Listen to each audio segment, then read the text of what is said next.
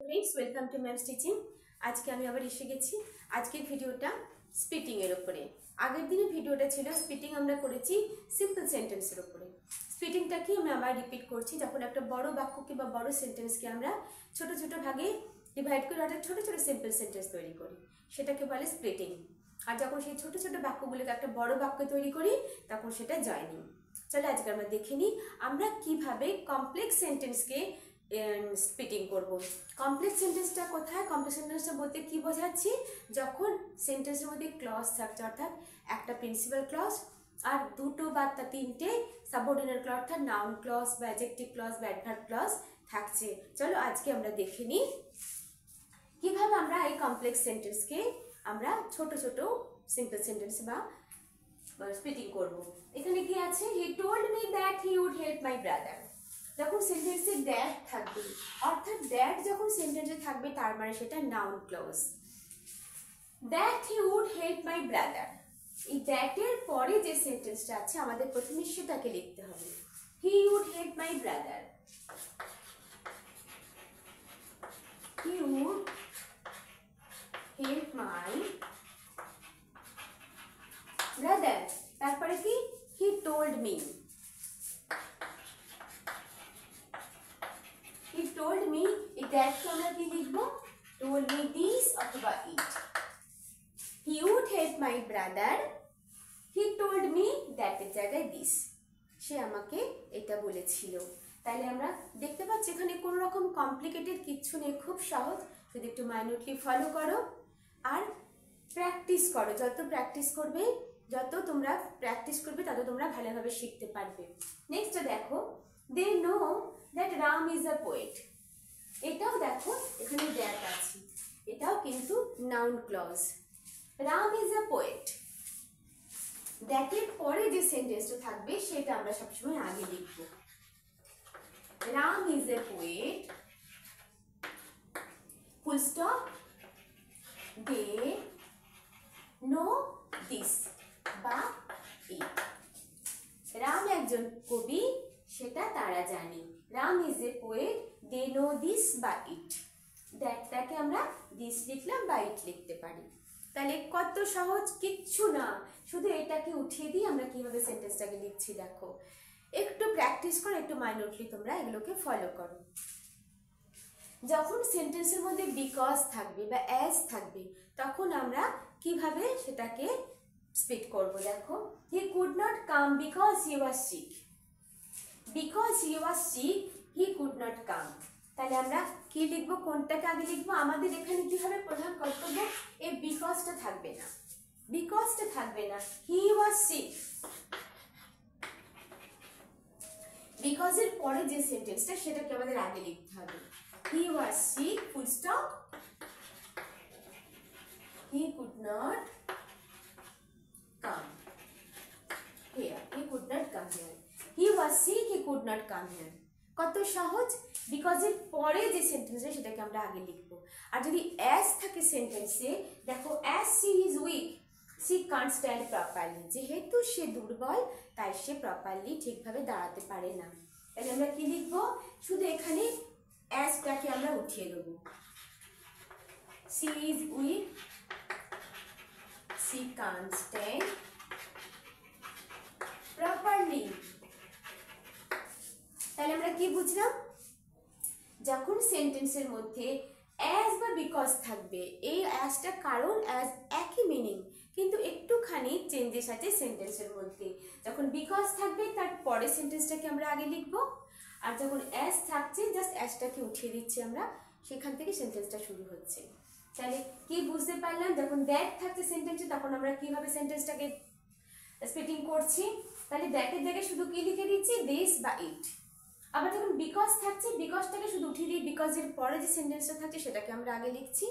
আর যখন অ্যাজ দিয়ে সেন্টেন্স শুরু হচ্ছে তখন শুধুমাত্র অ্যাজটাকে আমরা রিমুভ করে দিয়ে she is weak, she can't stand properly. Understood? He came here, যখন সেন্টেন্সে হোয়েন থাকবে তখন আমরা কিভাবে সেন্টেন্সটাকে লিখবো দেখো।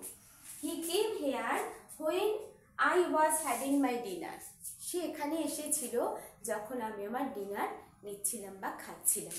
এখানে কি লিখবো, এখানে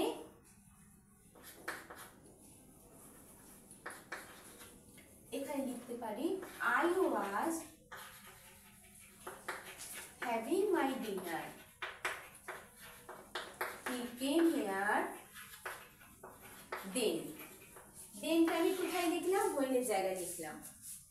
কোথায় লিখলাম, হোয়েনের জায়গায় লিখলাম। তার মানে যখন সময়কে বোঝাচ্ছে, he came here when I was having my dinner. I was having my dinner, he came here then. যখন আমি ডিনার নিচ্ছিলাম তখন সেখানে এসেছিল। I was having my dinner, he came here then.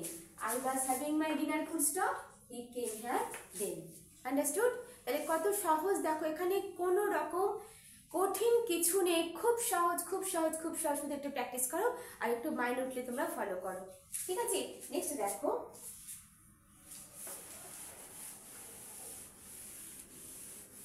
Next হচ্ছে I visited the place.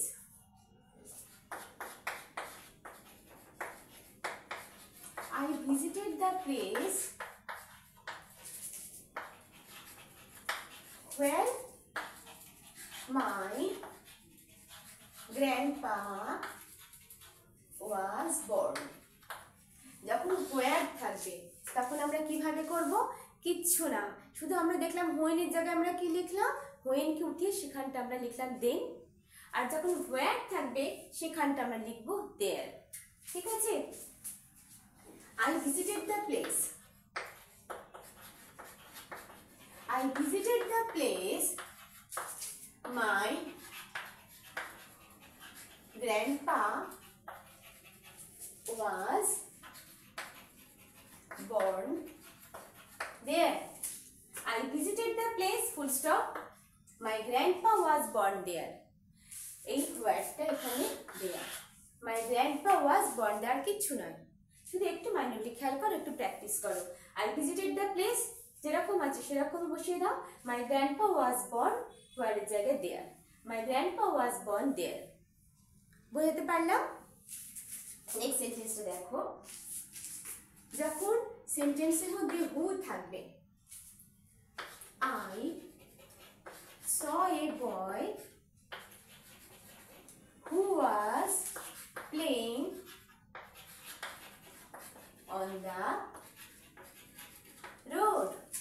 I saw a boy who was playing on the road.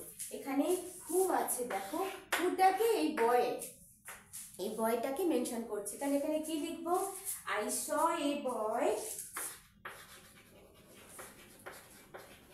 I saw a boy, বয়টা পুরুষ অর্থাৎ হি, আর যদি এখানে একটা গার্ড থাকতো তাহলে অবশ্যই লিখতাম সি। তাহলে যখন হু থাকবে, হু এর জায়গায় আমরা কি লিখবো, হি সি বা দে, হি সি বা দে, ঠিক আছে? আর যদি হুম থাকে তাহলে আমরা লিখবো হিজ হার দেম, ঠিক আছে? তাহলে দেখো, অর্থাৎ হি সি কে আমরা কোথায় লিখি, যেটা হলো সাবজেক্টিভ প্রোনাউন, যেটাকে আমরা সাবজেক্টে লিখি। তাহলে এখানে কি লিখবো, I saw a boy, he was playing on the road. এখানে was হিটা কোথায় হলো, এখানে এ ভার্বের আগে, he was playing on the road, ঠিক আছে? আন্ডারস্টুড? চলো এবার নেক্সট সেন্টেন্সটা দেখি।